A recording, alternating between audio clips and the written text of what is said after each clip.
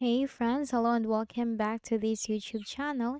In today's another video tutorial, I'm going to share to you on how you can change the paper size in Microsoft Excel.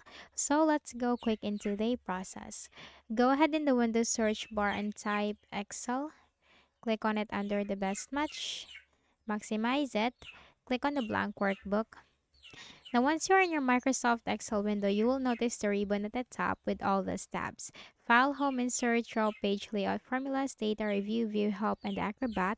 Click on the Layout, Page Layout, and here you will find Size. Click on this drop-down arrow, and you can choose your size from here.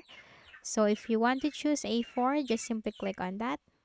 And as you can see, if you want to choose A5, as you can see, if you want to choose A6, you will see the changes.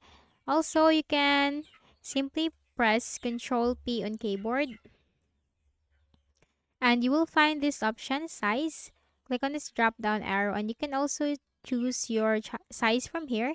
You also have this more paper sizes and you can adjust this from here if you want to increase it.